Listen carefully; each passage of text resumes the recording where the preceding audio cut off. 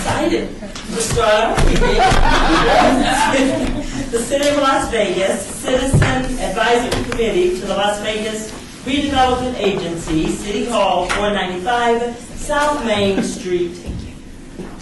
We're presently at the City Clerk's second floor conference room. City of Las Vegas Internet address www.lasvegasnevada.gov.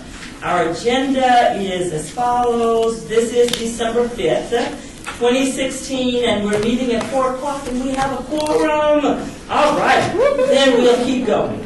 The items listed on the agenda may be taken out of order presented. 2 or more agenda items for consideration may be combined, and any item on the agenda may be removed or related discussion may be delayed at any time.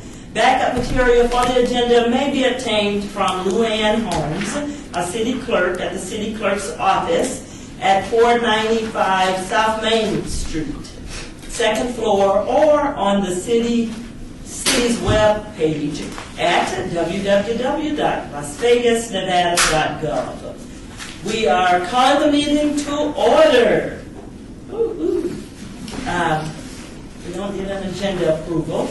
At this time, announcement, are we in compliance?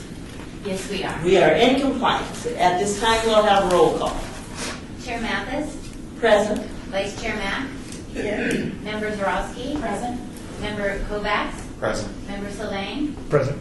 Member Dykes? Excused. Member Jones? Excused. Member Clark? Present. Thank you. We do have a quorum. And we do, thank you. And we do have a new member, Mr. Clark. Yes. Welcome. Just tell us a little something about yourself in a second. Okay. In 2 sentences or less, I'm the director of the UNLV Downtown Design Center, located at the beautiful 5th Street School. I'm a professor, associate professor of landscape architecture. I am a registered landscape architect in Canada. And what else can I tell you? I've been in Las Vegas since 2011. We are delighted that you're here. And I'm happy to be here. Okay. The public comment during this portion of the agenda must be limited to matters on the agenda for action. If you wish to be heard, give your name for the record, the amount of discussion, as well as the amount of time any single speaker allowed may be limited. No public comments. We will move on. The next is for possible action to approve the final minutes by reference of the regular meeting of July 25th, 2016. We've all had ample amount of time to read those minutes. Do I have a motion to receive the minutes? To approve. So moved to approve the minutes. Thank you. Second? Second. It has been moved and properly second that the minutes will be received for the July 25th, 2016 meeting. All in favor? Aye. Opposals? No extensions? I'll abstain because I was. One extension. Thank you. It has been moved and properly second with one extension, but they will, majority rules. All right? So let's move on. We have a report by Mike Jansen, Deputy Director, Transportation Manager, regarding the citywide mobility plan and potential projects in the redevelopment area. Mike? Good morning. Good afternoon, everyone. I appreciate the opportunity to come before you today to give you a presentation, high-level presentation on some of our transportation initiatives that we have that specifically are within the area bounded in the redevelopment area. I've got a couple of copies of presentations. I'll pass these around the room. You can follow along. And for the record, Mike Jansen, Deputy Director of Public Works, and let me walk you through the presentation that we have. So I asked Jeff for the latest copy of the RDA area. I know over the years we've had a number of amendments, and I wanted to make sure I had a good picture to remind myself of the areas that some of our upcoming transportation projects may be impacting within the RDA zone. And it does cover quite a large area when you really take it all in. The area of transportation, roadways, and network that really impact the ability of the RDA to be successful and to be accessed from a transportation standpoint. We had some great news that I want to start off with, and that is at our ballot just a few weeks ago, question 5 was on the ballot, and it passed with a final vote of 56% for, where we needed a simple majority for that ballot measure to pass. And the reason why it was so important is passage of that ballot question is going to raise $3 billion for Southern Nevada, specifically for transportation infrastructure. The way it breaks down, I wanted you all to kind of see how it all filters down, directly affecting the city of Las Vegas. $1.8 billion of that funding goes to the local entities. $1.2 billion goes to NDOT, where it can only be spent in Clark County. And the city of Las Vegas gets a direct allocation. The estimate is about $360 million. $400 million is going to go on the downtown 515 investment. So specifically within the limits of the RDA, that's the stretch of 515 between the Spaghetti Bowl and Eastern Avenue. NDOT has identified quite a few improvements for that stretch of highway. If you've driven it, you know it's a challenging stretch for us. They've also identified an additional $215 million in improvements at other locations within the city. So really what it means for the city of Las Vegas, when we add it all up, is $975 million total citywide investment over the next 10 years. So passage was really big for folks in our industry and certainly for our community to have a way to fund projects that I'll walk you through some of the ones that we're going to be working towards. What it came out to, this map just kind of shows where we identified a line item for projects, but really they span the entire city. There's about 102 projects that we had preliminarily identified. We do have flexibility as needs arise because this is a 10-year funding source. And so there's an understanding that a priority that may not have been our purview may come up in a couple of years, and we have an ability to add or delete projects as those types of needs arise. But really, it's a citywide investment in transportation. This is a map of our downtown infrastructure investment. It shows some of the projects that we've completed since 2010, and it reflects a lot of projects that we have planned between now and really the next 4 years through 2020. And as you can see on the map, really the downtown core area is really, for the most part, getting almost completely rebuilt. And it shouldn't really be a surprise because our downtown infrastructure is the oldest infrastructure in all of Southern Nevada. And so a lot of our streets are getting reconstructed. Just outside the door here now, you'll see we're working on Main Street and Commerce Street between Bonneville. This is Bonneville, just to kind of orientate you. Here we are at City Hall. I'm sorry, the little red dot's not too great, but here's City Hall right there, and we're under construction right now with this big project here, Main and Commerce, between Bonneville all the way down to Las Vegas Boulevard.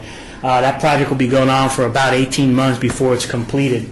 And then we'll be moving, once that project is over, the next big one you'll see us working on is Las Vegas Boulevard.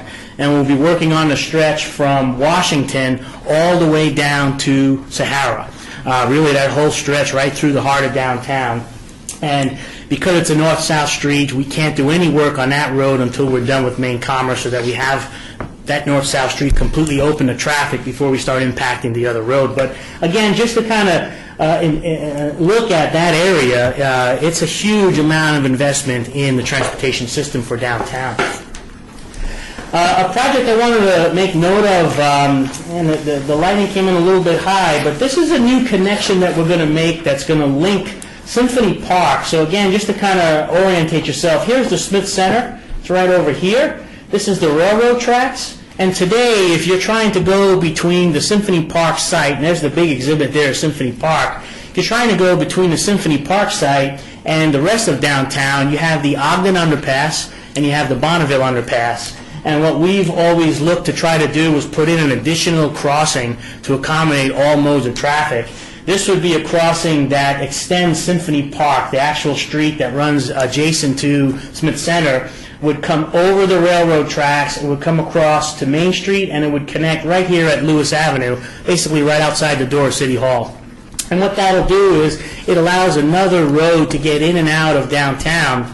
Many of you have seen what Ogden Underpass can be like, what Bonneville can be like. They can get very busy, and with all the growth that we have planned throughout downtown and through the RDA, really, we need to have another connection. And this one is what we call a signature bridge. We're going to try to ensure that it has a bridge that will have some very significant aesthetic value, so that it's more than just being a functional bridge. It also wants to be a part of the downtown fabric. And so we're currently looking at what's called a suspension bridge, which allows for additional aesthetic features such as lighting that could really make it a nice complement to downtown.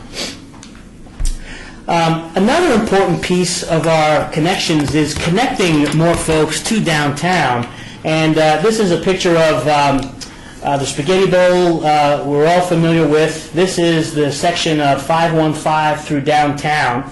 And we're trying to incorporate an additional way to get off into downtown. We're calling it the City Parkway off-ramp. So here's City Parkway. Here's Grand Central, and today if you're coming downtown, you can get off at Martin Luther King, or you can come down and get off at Casino Center or Las Vegas Boulevard. And what we're looking at is having an additional ramp that will come off basically right next to the Mulaski building. And this is an off-ramp that will really be helpful for redevelopment on basically the entire Symphony Park site, as well as the entire other side of the freeway. So it's going to provide the ability to come into downtown and have that additional capacity for that traffic that we anticipate being, it's coming. Yeah, we know it's coming, and this is a way for us to handle that. So we're trying to make sure we've got connections that handle both the surface streets, but also connections to the freeway as well. We're going to be doing a lot more complete streets, and when we say complete streets, really what we're talking about is streets that used to be solely in place for moving cars to streets that have provisions for pedestrians on the sidewalk zone. What that means is we need more streets that have wider sidewalks with street trees for shade so that it's more comfortable for walking. We want to continue to have bike lane connections through downtown, enhance lighting. Some of the complaints we get sometimes are that the lighting levels are not high enough in some of our older downtown areas. So complete street projects has elements that's going to improve the roadway for all users. And so again, these are the types of projects we'll continue to be doing really throughout all of the redevelopment area. Another project that we've been working real closely, in particular with Shawnee on, is in the medical district. We're anticipating, quite a few changes in the medical district. One of those includes a new connection on the Bearden Avenue alignment, and it's going to be sort of the new gateway into the medical district. Today, if you come down Martin Luther King, you would use Alta Bonneville, or you'd go down to Charleston. This will be a new connection right in the center, and I'll show you the next picture will give you a little bit better orientation of where we are. We've probably all heard of Project Neon. It's been going on a long time. It's fully under construction right now, as we all know. But it's really going to add a lot of good improvements for downtown and for all of the RDA. Here's that street I just showed you the rendering on, and I'll back up. So that's the entry coming off of this right here is Martin Luther King, and there'll be a new roadway connecting into the medical district. And so where I mentioned you could come down Martin Luther King and have access from Charleston or from Bonneville Alta, you'll have another one right here in the middle that takes you right into the medical district. So the medical school, as being discussed, is going to be in this vicinity over here. So again, this is a connection that can be really important to the medical district. It's also going to have a new on-ramp. Project Neon is going to put in a new on-ramp. So if you're familiar with Pinto Lane, you'll be able to come down Pinto Lane and hop on an on-ramp right here to go on southbound I-15. You'll also be able to, when you're coming downtown, you can get off at Charleston, and you can continue through that and use a slip lane that will take you straight to Bonneville Alta. That's another nice connection that we're looking forward to having. And really, from a transportation system, it all comes down to having options. When you're reliant on one point of access, if something goes wrong, if there's an incident, that access point really suffers. And so what we've been able to do with NDOT support is get additional access points to service the growing downtown. I wanted to point out for some of you that might wonder, that big neon project, substantial completion is not until July of 2019. So we've got a ways to go before that project will be done. They're really just getting started with construction when you see all the work that's out there. And the way they've broken it out is they're going to work on the surface streets first, then they're going to work on 95, and then the last piece they do is I-15. So it's had to be broken down into a certain way to try to handle all the traffic that uses that corridor. I wanted to point this one out. For many years, earlier in my career, I did a lot of work with developers on the land development side, and developers would often note how if you're trying to do work and you have to get an NDOT permit on top of a city permit, it can make the development that much harder and sometimes that much more costly. One of the things that we are working towards is a transfer with NDOT where the city would take over Charleston Boulevard from Boulder Highway all the way to 215 on the west end. We'd also take over Sahara Avenue from Rainbow all the way to Boulder Highway. Both of those corridors are in the redevelopment area. And so, and I'd be remiss if I didn't point out Fremont Street. Fremont Street from 8th to Boulder Highway is also part of the transfer. So if we take those three streets over from NDOT, developers who want to do work in the RDA, they only have to deal with the city. They don't have to get those additional permits and sometimes additional improvements that NDOT puts on them. And in return, as part of the trade, the city would trade Summerlin Parkway to NDOT. Summerlin Parkway is a freeway. NDOT is in the freeway business. The city of Las Vegas isn't. We really got that freeway many years ago when it was built for Summerlin as a city facility. And we think it would be a good trade to transfer a freeway facility to some surface streets. And NDOT would also be responsible for future widening costs on Summerlin Parkway. So all in all, from an RDA perspective, we think this is a trade that's really going to pay a lot of benefits for continued activity and development in the area. I wanted to talk a little bit about higher order transit. We get a lot of questions about our transit system to service the city and all of Southern Nevada. And for the most part, Southern Nevada has relied on a bus system. Over the years, we've added some BRT, known as Bus Rapid Transit. You'll see those on Sahara Avenue. You'll see them not just outside our door here on Casino Center. That's a Bus Rapid Transit. One of the things we're working as a full community, it's not just a city project, it's really all of Southern Nevada, is how do we connect additional higher order transit facilities linking the entire city to downtown. I always use a quote that Councilman Barlow has said to me many times, and that was, all roads should lead to downtown. And we're trying to make that possible because it's such a destination for all of Southern Nevada. So here's just a high-level overview of how we see higher order transit, and that could mean more BRT or it could mean more facilities like a light rail. So we've got the RTC, that's the lead agency on the first couple of lines, and the first one they're working on is Las Vegas Boulevard, and it would have a connection at McCarran Airport. So basically, as soon as you arrive at the airport, you'd hop on a light rail that would come out to Las Vegas Boulevard. It would go north on the Strip. It would come into downtown, and the current concept plan has it coming all the way up to the Cashman campus. That's where it would have an end station, and then it would head back down the Strip to the airport. And so the RTC is working on taking a very, very high-level concept plan to the next step. The second project that the RTC is working on that's actually ahead of all the other projects, you may have heard of the Maryland Parkway Transit Project. And I'm going to show you a couple more slides to explain how this project is going to work coming up. Then the city has taken a lead on sort of trying to set the table for the next couple of lines. One of the lines we see having some merit as the area continues to build out is a line that would connect all the way up to Rancho in the Centennial Hills area, a line on West Charleston, and a line on East Charleston. And that's sort of the bones of a higher order transit line system that we see coming into play. North Las Vegas has a project where they would extend a line on North 5th Street, and it would come straight into downtown, connecting to the Bonneville Transit. So when you add these additional spokes that North Las Vegas is looking at and that Clark County is looking at, you really start having this higher order transit system start coming into shape.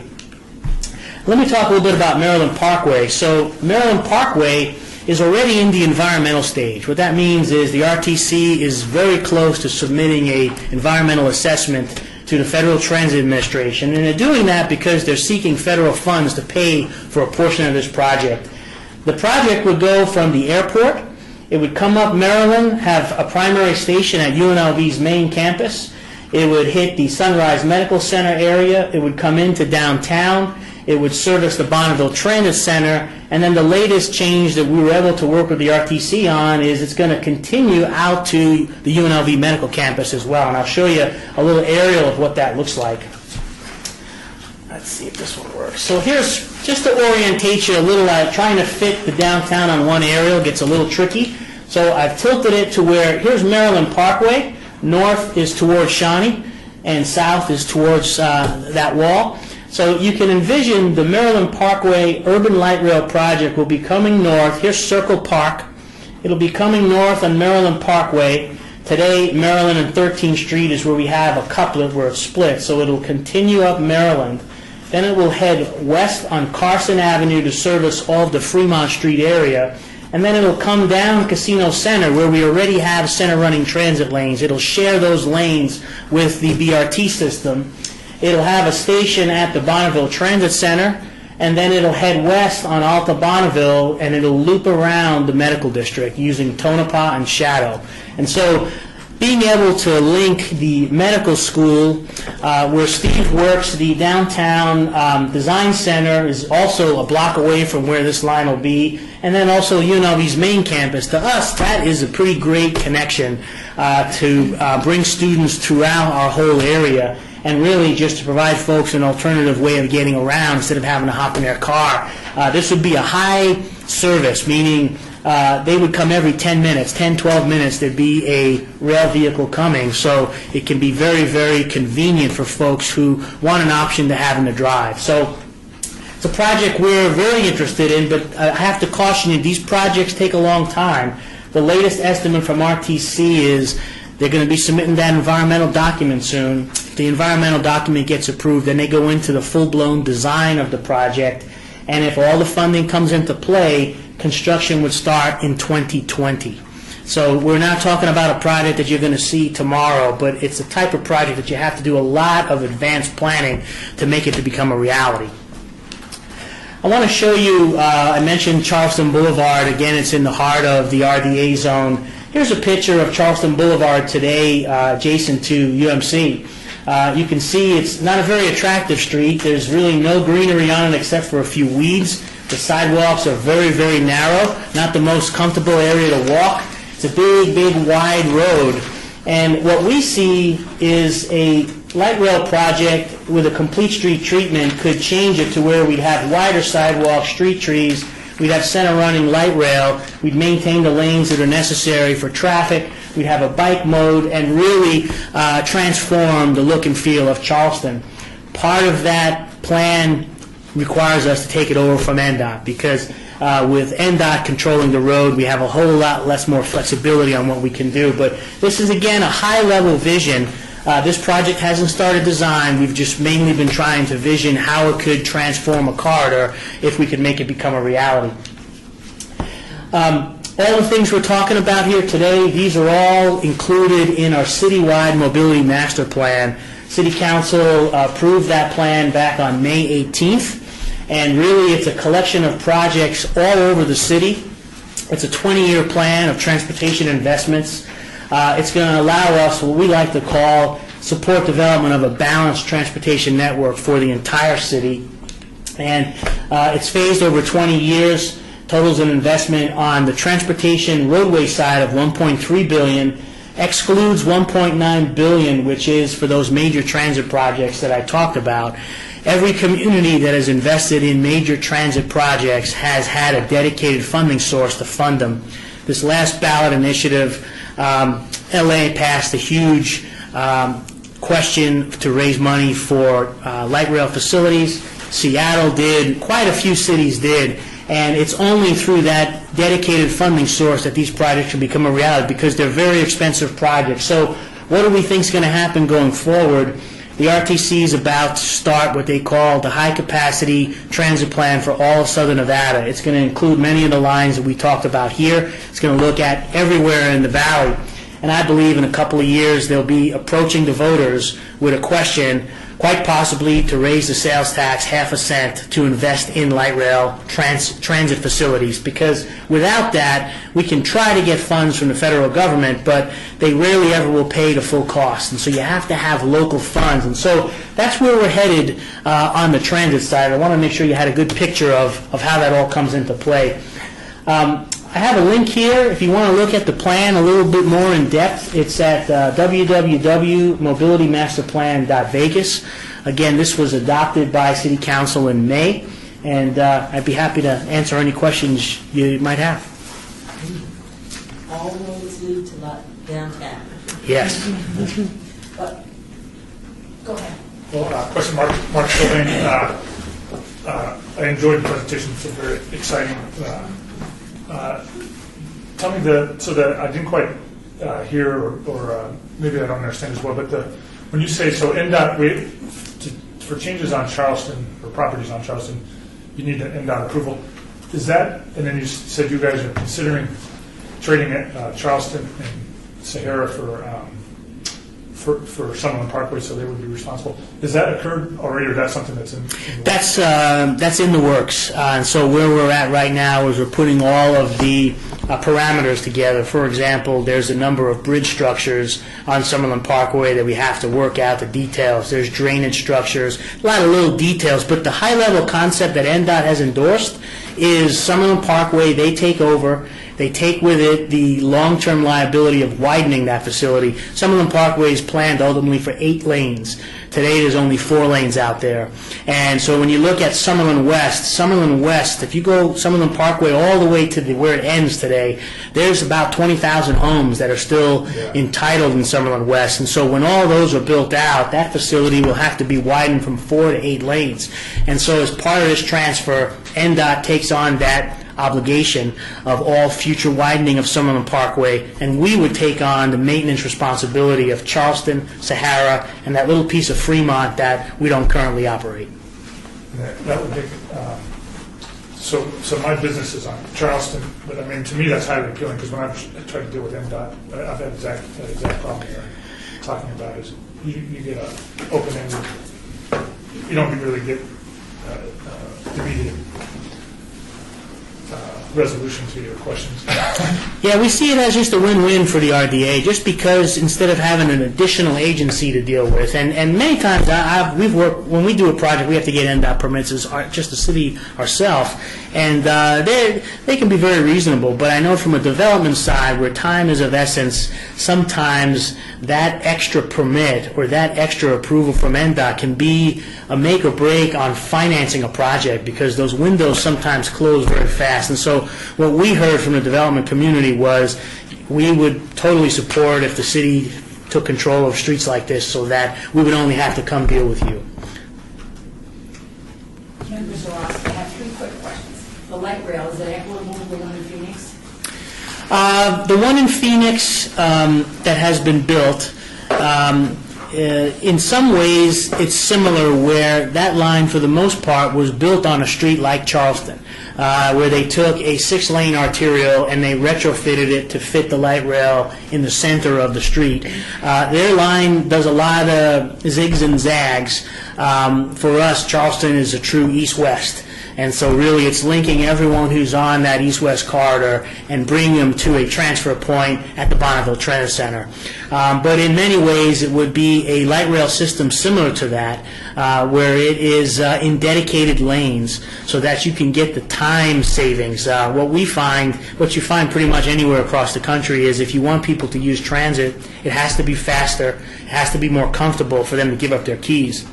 And so you have to have it in dedicated right-of-way to get that big time savings. And so, yes, the concept we're looking at would be very similar to the Arizona line. What's nice about the light rail is you can run it with 2 cars, 2 trains connected together, and then if you have a special event or you have some type of peak activity, you can add a 3rd train, and so one driver can carry hundreds of passengers, whereas when you have a bus system like we have on Charleston today, it's a very successful bus system on Charleston, it's just, it only has the capacity for so many passengers, and it's in a mixed flow lane, so it's very slow.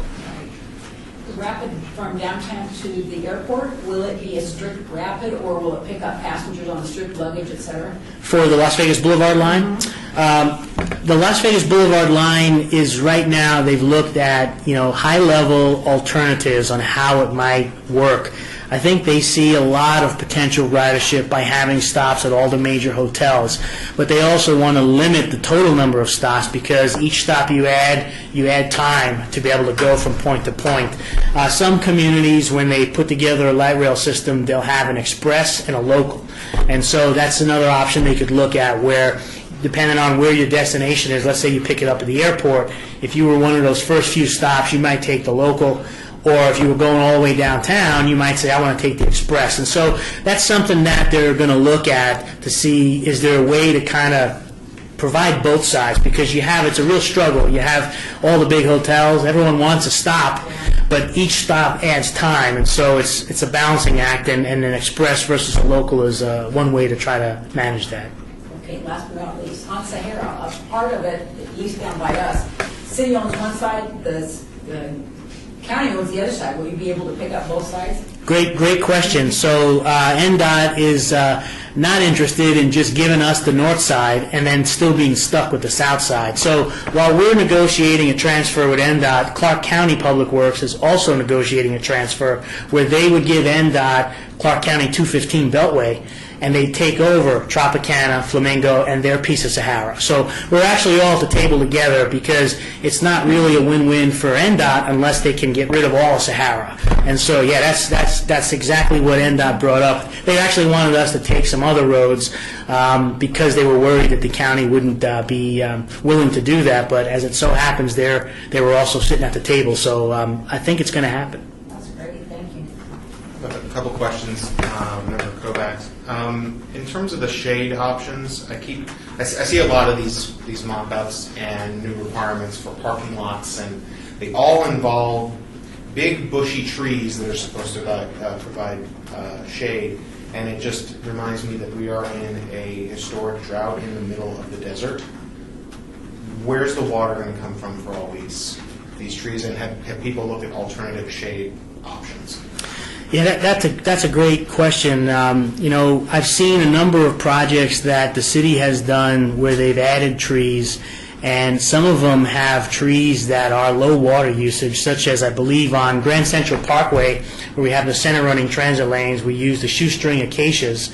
They're extremely durable trees in terms of they can withstand all the extremes. They never drop their leaves. They grow huge. And if you go out on Grand Central now, those trees are probably only 6-7 years old, but boy, they provide a lot of shade canopy. And so it really comes back to finding those low water use plants as opposed to ones that take up a lot of water. And so I'm not a landscape architect. I don't know all the parameters. I know that there's a balance of the heat effect. If we don't put any shade out there and you have the sun baking down on the sidewalks, we're not going to get people walking around, so then they're going to drive and they're going to use their car. And so we're really, I think, on our projects trying to balance working with landscape professionals to find those trees that provide shade that are appropriate for the desert, but also totally balancing that if it's going to take a lot of water, that's got its own problems. Okay, because nothing irks me more than driving through Summerlin at like 6 at night, and they have the best watered streets in all of southern Nevada, with the water spilling out into the road. One other question: this mock-up of Charleston, with the improvements that are going in, it looks like you're going to be going from 6 lanes to 4. So what the Charleston corridor looked like when we looked at a couple different scenarios, the stretch from, I want to say, Rainbow West, the traffic volumes were such that going down a lane was too much. And the stretch from Rainbow to Boulder Highway would support a 4-lane road with auxiliary lanes. So we would have to add auxiliary lanes. And by that I mean you'd have exclusive right turn lanes, you'd have additional left turn lanes.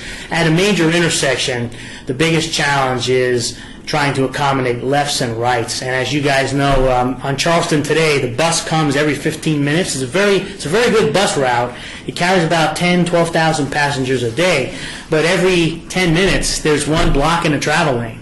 And so with this conversion, you wouldn't have any buses blocking anymore because they'd all be in their own lanes. So you'd have 2 lanes that would be unobstructed.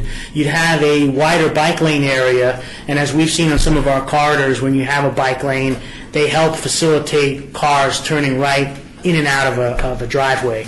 And so it would be a combination of going from 6 lanes to 4 on certain segments and then having the necessary auxiliary lanes to maintain optimum operations. We actually looked at it in both scenarios, if it stayed 6 lanes or if it went down to 4. And so at this stage, it's really just looking at a high-level overview of how it could fit. When we would get into the detailed design, we'd be taking into account all of the development that's planned and seeing how things can fit. I had a question not too long ago on Charleston, and when you look at Project Neon, they've removed thousands of trips from Charleston because they took out all of those homes and businesses that used to be there at Martin Luther King in Charleston, the gas stations and the coffee shops and the ambulance center and hundreds of apartments. And so it's unique when I look at my traffic counts. We've actually had a big drop on Charleston, and initially we were kind of puzzled what's causing this, and then it's a no-brainer. All those properties were removed. So certain things have changed the operations along Charleston, and what we're looking at is, by all means, if we were to do the project, it would have to operate appropriately. We've had a lot of folks like to see Charleston's speed limit be lowered. It's currently 45 west of I-15 and 35 when you come through downtown. With all the pedestrian activity we have out there, we'd like to see possibly that 35 extended further west. There's just so much pedestrian activity through the medical district, in particular through this stretch of the RDA, that we don't see that changing. We see it getting more busy with pedestrians. So those are some of the things that we're taking a look at. And then one last question, and this is probably going to answer because these are primarily surface streets, but no HOV lane nonsense in any of this. Yeah. The HOV lane system is it's an MDOT facility, and so the HOV system is not a City of Las Vegas facility. I will tell you, as the HOV systems get built out, today the HOV system is fully broken up. It's not a continuous line. If you're in that HOV lane, you have to weave across to get off. And when it's all built out, 22 miles, I believe, is what NDOT is proposing from Elkhorn and 95 in the north all the way down to the south end of I-15. When that system is all built and you have your own interchanges to get on and off, we believe it's actually going to carry a lot of traffic. But today, it's not very functional. I happened to just get a count of the Summerlin Parkway flyover because we have to close it tonight, actually, for a construction project. And we were asked, how many people use that facility? Well, you'd be surprised. The Summerlin Parkway HOV flyover from northbound 95 to westbound Summerlin and from eastbound Summerlin to south 95, just in 4 hours of the day, 2 hours in the morning and 2 hours in the evening, carries almost 3,000 cars an hour. That's a lot of traffic. And so people don't realize that those lines are actually carrying some traffic, albeit Metro, NHP, they don't do much enforcement on the 2+ requirements, but they're getting used, you may not realize it. Well, that was going to be my question, because it seems to me, I'm single and have no kids, so if it's on hour, I don't get to use them. But I know, people, you throw a kid in the car, suddenly you're an HOV vehicle, and that seems ridiculous, especially at rush hour when you've got a lane that's being half used or a third used. Yes, I'm sure the volume is high. It could be higher if it weren't restricted. So I realize it's outside the city's purview, but I'll get off my soapbox. Do we have any more questions? Yes, please. Lost my question is, okay, you mentioned Maryland Parkway Las Vegas Boulevard and 5th Street? What will happen to Main Street and Rancho? So Main Street is not identified for any light rail facility or higher order transit facility. It has a bus line on it today, and it's not been identified for the higher order facility. I think Las Vegas Boulevard came up because it goes longer. It connects all the way to the north and all the way to the south, whereas Main Street ends at Las Vegas Boulevard at St. Louis there. And so the Main Street corridor has been getting, as part of the main commerce project, we'll get some enhanced bus stations.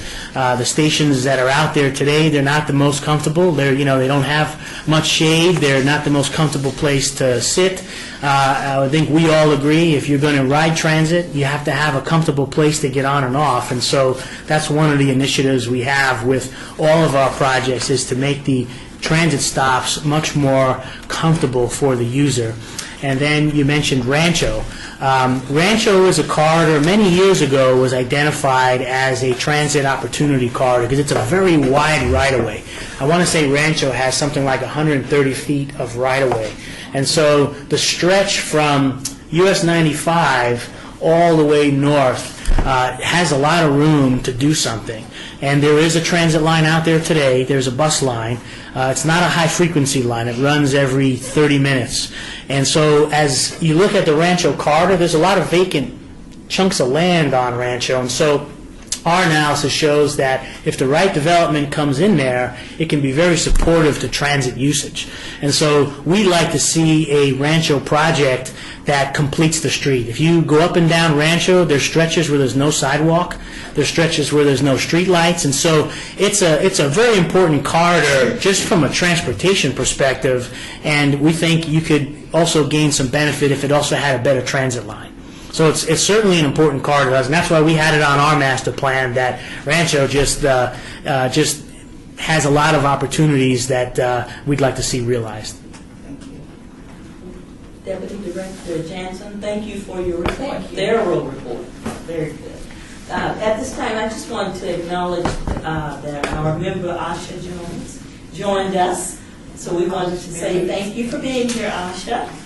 And now we will have a presentation from Ms. Ramos King, Redevelopment Officer, regarding the update to the Sympathy Park Master Project. This side here. Thank you.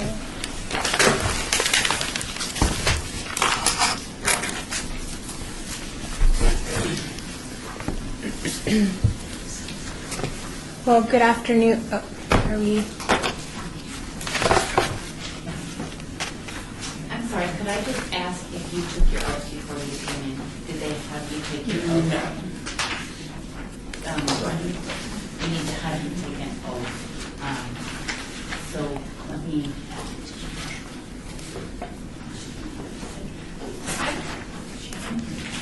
I've been here before. She was here before.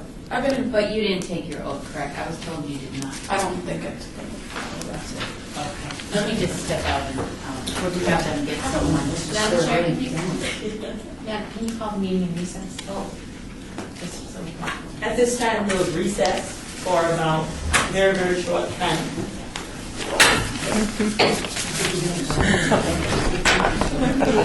Go handle it after.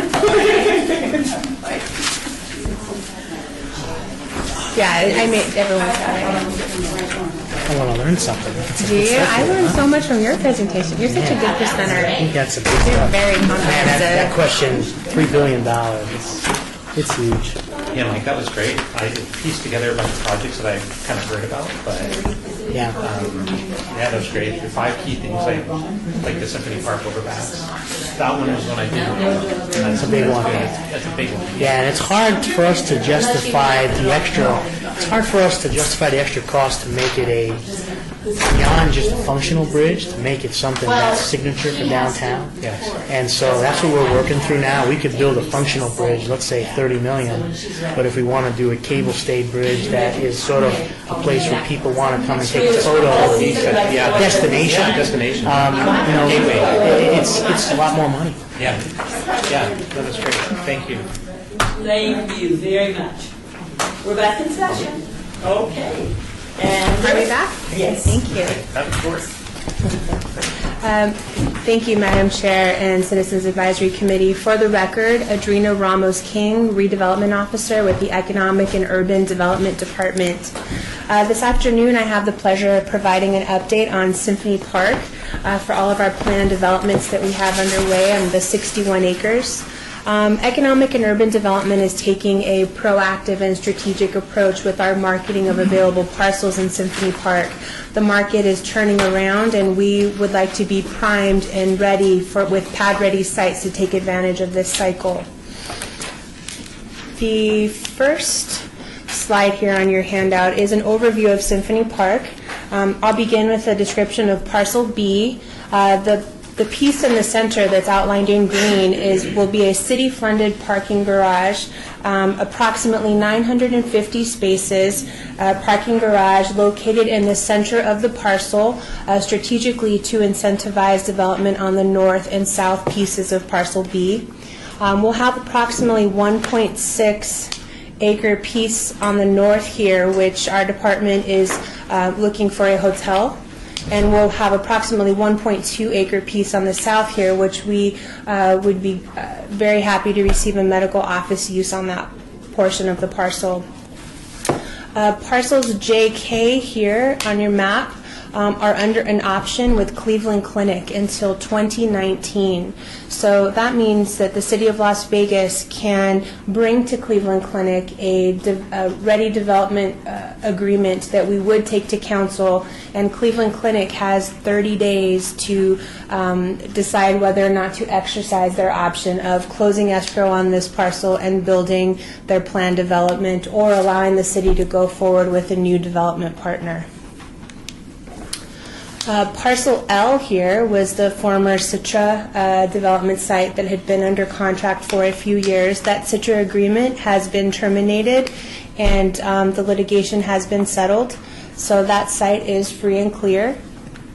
Parcel G used to be the site of the Charlie Palmer Hotel project. That agreement has also been terminated, and we've reached a settlement with the developer, so that parcel is free and clear, and our department is eagerly looking for a corporate headquarters to be located on the site. Parcel E, we had under an agreement with the Mulaski Group for the development of a 100,000 square foot office building. That was for a building with the state, business and industry, and the state decided to withdraw the RFP, and so therefore the agreement is no longer moving forward. A little bit more on the TID parking garage on Parcel B. The Tourism Improvement District bonds were sold in June 2012 and yielded approximately $24.6 million in net proceeds. This money does come with strings attached. The city needs to have the garage designed and completed within 3 years, so that's a deadline and the clock is ticking. We have until June of 2019 to have those funds spent. As I mentioned, approximately 950 stalls with ground floor retail and ingress and egress along Promenade and Grand Central Parkway. I'd like to spend a few minutes to talk with you about a new development partner that has approached the redevelopment agency. It's a group of local developers under the group of Symphony Park DevCo LLC. We are going to be bringing forth an ENA, which is an exclusive negotiation agreement with this entity for a period of 6 months to study the feasibility of development on parcels. Let me go back here to show you. This agreement would encompass Parcel L, Parcel JK, and Parcel B. Let me go back here. You didn't tell me these buttons were sticky, Mike. I know. So this is just a sample. There are several schemes that they've presented to the city. What basically they need is the opportunity to have exclusive negotiations with the city to determine the feasibility of developing our parking garage on parcel B for us in compliance with the covenants of the bond proceeds, looking for a medical office user, looking for a hotel. And what they have done on parcel L is they have retained the rights and the architect from the Citra development, CoFX. And so Co is part of their team now, and so essentially the Werner Group could build a project similar to what Citra had presented, which included an 11-story assisted living tower, medical office space, a parking garage, and assisted living space as well. The Werner Group is interested in parcels JK for they're working with a medical office user, partnering in the lines of education. So what we're going to do is on Wednesday, December 7th, bring forth an ENA to City Council so that both parties can work together in good faith for 6 months and allow them to spend money and come up with a plan that we can bring forth to not only this committee but to City Council with a more binding agreement at that time. Here's a massing of the tourism improvement garage. So this is not the design, but just to show the scale and concept of it. The garage orientation going east to west, coupled with 2 buildings. I'm sure hopeful that we'll have more than just the square institutional-looking buildings at the end for our result. This brings me to Newland Communities, and Newland Communities has several parcels under contract with the City of Las Vegas. We're scheduled to close escrow, and if you look at the map that I brought there, parcel C, sorry Deborah, I won't try to get your eye here with this laser. Parcel C and parcels N are scheduled to close escrow on January 31st, 2017. The purchase price for parcel C is $3.5 million. And we combined the purchase price of C and N into that. So C technically is $1, but it's rolled into C and N to close escrow. We are contracted to, they are contracted to begin construction 60 days later. However, with each day it seems a little more impossible since they haven't submitted their development plans. So we're looking towards a fall construction start. Let's see here. Here's another view of the ground floor retail. This is Promenade Avenue going north. And here's a sample of the conceptual site plan of 300 units. And for lack of better words, there's 5 fingers of development. I don't know if you guys can see that laser from that far, I apologize. There are 3 courtyards, a pool, and a garage, hybrid garage concept of about 400 stalls along Grand Central Parkway. These are market rate apartments with the average size of about 806 square feet per unit, and they are all for rent, not for sale. It'll be a mix of 1 bedrooms and 2 bedrooms. As Mike touched on in his presentation, this is a daytime rendering, and maybe I can get you this picture, Mike, of the multimodal vehicular connection. This is City Hall. Our city team worked diligently to design a bridge to have minimal impact to parcels C and N for our development partners. The great part about this design is that it preserves parcel M4 for a future site for the Modern Art Museum. It also, so I wanted to show you, if I have a better one of the traffic, I don't here. But traffic will, and maybe I'll come over here to show you because I think it's important for you to see about how traffic will flow. And Mike, please correct me if I'm wrong here. So the bridge will come up over into Symphony Park. This will be a one-way headed west. And folks from Grand Central Parkway will take a right turn lane. This will be one way on Symphony Park Avenue going this way. There will be a stoplight, and you'll have to come here. There'll be another light just to get on the bridge. It won't be the most convenient way to get through into downtown, but it will be another avenue for ingress and egress. It will help to mitigate some of the traffic concerns that the Smith Center has voiced, but we've been working with Myron to address those issues, and he appears to be fine with this option. The bridge is still in conceptual phase. The final alignment and funding is still being evaluated, even though Fry seems to be the obvious source. It just depends on the priority level in which we get in, if it's 1 to 5 years or 6 to 10 years. But after talking with Jorge today, they expect to be under construction in the next 2 years on this bridge project. So I don't know if any of you have been on the High Line in New York City. It is an elevated walkway about 25 feet above street level. The city of Las Vegas doesn't have a water walkway, but we do have a sea of neon lights. So we are exploring a concept from Ogden, kind of where PQ is right here, all the way to our existing pedestrian bridge from our garage at 500 South Main to be our first phase. It's the height from the service roadway, like I said, is estimated to be about 24 feet. It provides a fitness amenity to our partners who can now activate the rear end of their properties along Symphony Park Avenue and the UPRR roadway site. It will be landscaped with shaded trees. It will have public art and duly noted Member Kovacs on the trees that don't take as much water. We will pass that along. So construction isn't anticipated to start on this for another 3 to 4 years. It's still at 30% conceptual design. Mike Valevich is our team lead on that over in Public Works. Here's another picture of the elevated walkway.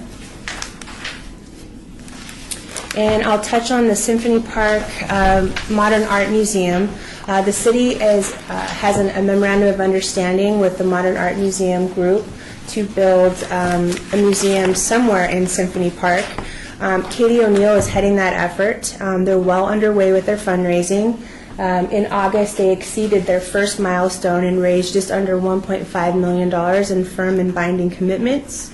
That triggered the city to identify a site for them to spend money and design on for their museum. The city has looked at parcel M4 as the most likely candidate. It's pending approval of the city manager's office, but it will most likely be on M4 per the terms of our agreement, as it needs to be on a non-taxable site. And that is one of the last non-taxable sites left in Symphony Park. After the multimodal bridge goes in, that leaves a buildable footprint of about 23,000 square feet. And one thing I've heard recently is that great architecture is designed in constrained spaces. And so we are downtown in an urban environment, and so the site that we do give them will be smaller in nature and encouraging them to design up. The total project cost on this is estimated at about $85 million. These are some of the examples of art museums around the country. The top left is the San Francisco MoMA. It's about 50,000 square feet exhibit space on a 59,000 square foot site. The top right is the Guggenheim, and that is about 51,000 square feet of exhibit space. The bottom left is the New York Whitney Museum, and you can see the spur of the High Line that ties into the Whitney, and that is about 50,000 square feet of exhibit space as well. And then on the bottom right is the Broad Museum in Los Angeles, a public-private partnership with the city. It cost about $140 million and is 120,000 square feet total. The mayor and city council have asked us to look at studying the feasibility of a park in Symphony Park, more green space. And so we've engaged a consultant by the name of Chuck Kubat and his company Kubat Consulting to take a look at what that could look like and what that would mean for Symphony Park.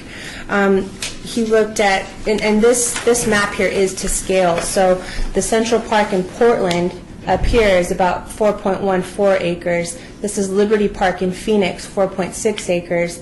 I know many of you have been to Bryant Park in New York. That is 5.8 acres. We just don't have those spaces to create those impacts within our 61-acre footprint. We did look at parcel G as a possible option of 2.2 acres, but the consultant ultimately recommended that a park would be better served east side of the tracks. And that's what he presented to City Council. And so the park idea didn't stop there. We were asked to look at the feasibility of an urban rooftop deck park on top of our TID garage on parcel B. And so that is something that staff is currently researching and evaluating. We're looking at several options of where we want, whether we want the park to be programmable or whether we want it to be passive, and what that means for design and construction and support and extra cost. So that is something that we're looking at, and we would solicit feedback from this body to guide us in the right direction. With that, I'll take any questions. If anyone would like a copy of this PowerPoint, we can email that out. I've got some cards here. And with that, that's all I have, Madam Chair.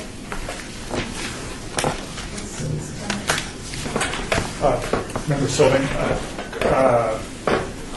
the parking structure, that TID parking structure, do you have a size of that structure right now? Or is that depends on who's developing it? Through the chair to Member Sylvain, we have $24 million in sales proceeds, and so if the City of Las Vegas built that garage, that buys us about 950 to about 975 spaces at about $22,000 per space. And so maybe the garage across the street is about 870 spaces, so it would be comparable in size.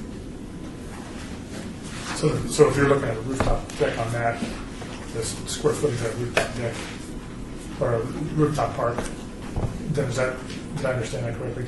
it would be on the existing footprint of the garage, Of that garage? of that garage. Just the garage, though. Just the garage. Now, the medical office next to it, square footage of that then is going to be dependent on how much parking availability there is? Yes. Or would you be parking availability on the footprint of the medical office building? Through the chair, Gina Ramos King for the record, the parking garage, if it is built at 1,000 spaces, will not be enough parking spaces to satisfy the Smith Center parking obligations that the city has, as well as all of the parking needs for the north end of Parcel B and the south end of Parcel B. So what that means is that those two users on both sides of Parcel B will have to build parking, just not that much more. So it incentivizes their pro forma and makes it work, because parking is ultimately the thing that costs the most and makes things don't pencil out very well. Yeah, in this area. And then one other question. So you said that you were speaking with a medical group on parcel LK, KL.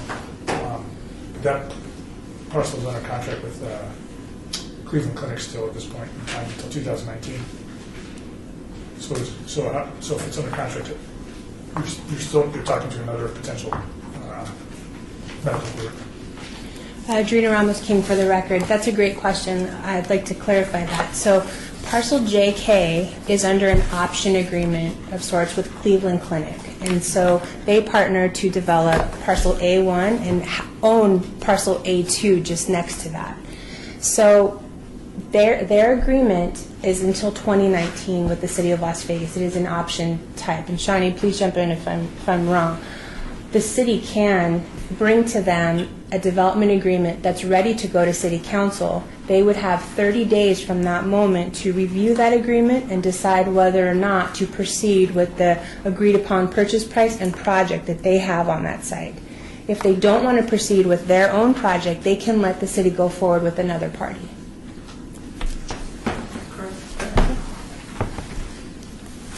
Thank you.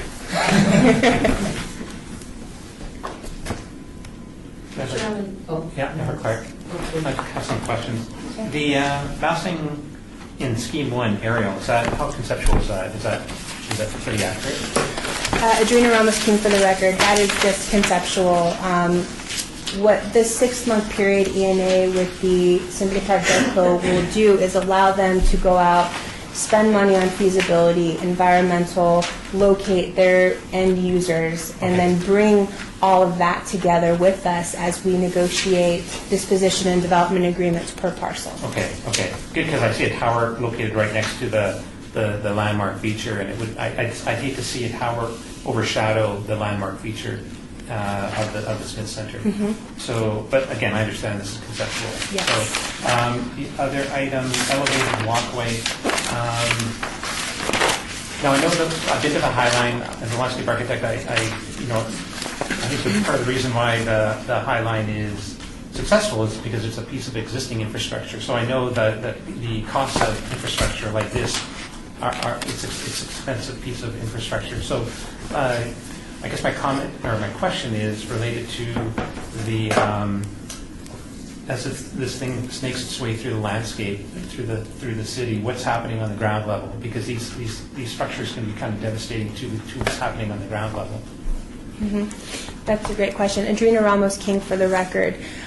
This elevated walkway would have sidewalks running underneath it for those that could not or would not go up above on the elevated walkway, so that activation would still be there. What this walkway will ultimately do is provide an opportunity for Smith Center patrons to hop onto the elevated walkway and walk over to the plaza for a dinner or for a show or for drinks before or after their engagement at the Smith Center. It would allow an opportunity for Newland residents to be able to walk across the railroad tracks without having to walk through the City of Las Vegas parking garage to get there, or all the way up to Ogden and around. This is just phase 1 of a planned project, and again, it's at 30% conceptual design. There have been talks for future plans to either come down to the Bonneville Transit Center or make its way all the way down Main Street to the Arts District as well, and have a connectivity between those two areas. It's just another way to get in and out of downtown without actually being on the street level. Okay. Again, would you see this elevated walkway connecting to the rooftop park on the parking garage? No. The Adrena Ramos-King for the record, it would actually run parallel to the UPRR railroad track. So you could walk from the rooftop park through Symphony Park itself, and parcel M3, and then you can hop onto the elevated trail that way. Okay. And then, are you looking for a comment on the elevated park? Of course. Okay. Just my experience with designing landscapes on roof decks. Often, those spaces are very successful when they're private spaces. Roof deck parks are typically successful when the park is more level with the street level, as opposed to being elevated. I'm assuming how many stories will the parking structure will be? Approximately 5 stories. 5 stories, yeah. So once a park is taken out of public view and perception, and it's elevated to rooftop at 6 stories, it's out of sight and out of mind. So normally people wouldn't normally then access the park. So again, that would be a very expensive piece of infrastructure. But again, it could tie into amenity space for whatever is happening with the buildings and the users of the buildings. Again, a very expensive piece of infrastructure. Adrena Ramos-King for the record, thank you for that comment and observation. We are looking at a variety of uses for that site. We've heard maybe a community garden. We've heard a passive park. We've heard event space. So we're still playing around with the idea of what we could put up there. We'd welcome all comments from the committee. Okay, thank you. Thank you. Any more questions, comments? Thank you very much. Thank you. Great reports. Thank you. Discussion regarding topics for future agenda items by the Citizen Advisory Committee, the Las Vegas Redevelopment Agency. Comments made by individual committee members shall refer solely to proposals for future agenda items, and any discussion shall be limited to whether or not any such proposed item or items is or are within the purview of the board, and/or whether such proposed items shall be placed on a future agenda. No discussion regarding the substance of any such proposed topic shall occur, and no action shall be taken regarding the proposal. Member Zarowski, we had a wonderful agenda last meeting, but we didn't have a quorum. Will any of those items be brought back for us? Jeff McGeechee, I'm sorry, Madam Chair. Jeff McGeechee, Economic Urban Development for the record. I have a list the board has been compiling, I guess, over time with a variety of projects. The last agenda included a housing update, as well as, I believe, the Symphony Park was the other item on the agenda, and possibly the transportation mobility. So I think we picked up 2 of those. We still have the one outstanding, which is the housing. But if you'd like, Madam Chair, I could read you the list of what we have on the agenda, and then you guys can comment on that or maybe trigger some thoughts. In no particular order, downtown master plan update, which was recently completed, is one. The modern museum project, and Adrena had mentioned that with regard to Symphony Park. The 100 plan, prepared by UNLV, is on there. Project Neon update, widening of I-15.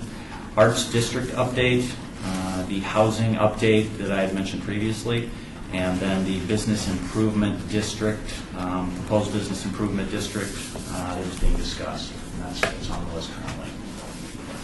I had 2 other questions for possible topics, and they probably overlap a bit. With the fire that occurred at the vacant/abandoned, whatever status it's in, I have no idea. Used to be apartments on Charleston that burned up over the weekend. And especially with the fire in Oakland, I'd be curious to know what the city is doing regarding a lot of the vacant structures that are within the RDA.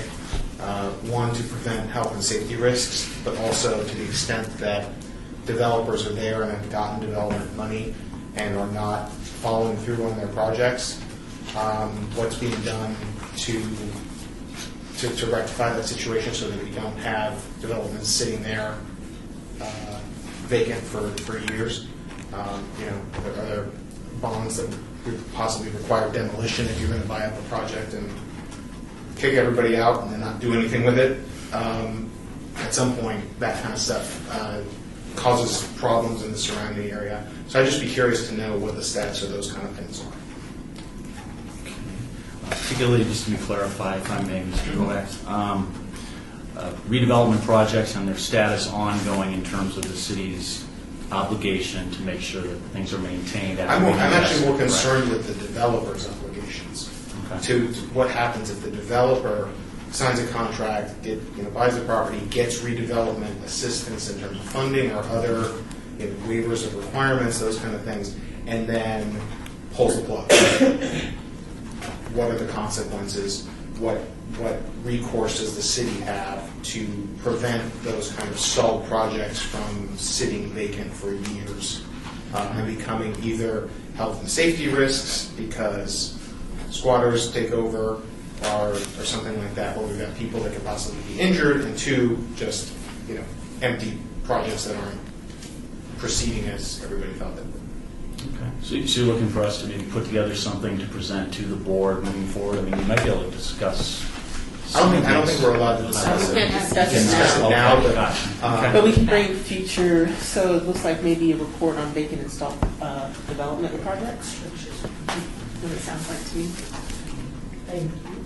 And Chairman Mathis, did we decide which we have not addressed on the list? The quorum? Yes, on the last one that we had to cancel. You mean particularly just clarifying? Making sure that I think it was housing. I think it was the housing one. Was Yeah, the let me only one. check these. I got it here. It was Julie. I think Miss Julie's supposed to come and do that. Yeah, we obeyed the housing discussion, and we had Adrena. Yes. So yeah, that was the one. To clarify, yes, it was housing update from Economic Urban Development Department, and we will move that. Would you like to move that to the next meeting, preferably? Yes. Okay, we'll do. Citizens' participation. Public comment during this portion of the agenda must be limited to matters within the jurisdiction of the board. No subject may be acted upon by the board unless that subject is on the agenda and is scheduled for action. If you wish to be heard, give your name for the record. The amount of discussion on any single subject, as well as the amount of time any single speaker is allowed, may be limited. Do we have any citizens wishing to talk? Seeing none, at this time, I don't need a motion for adjournment. At this time, we are adjourned. Thank you very much for coming, each member, especially, and happy holidays. Thank you.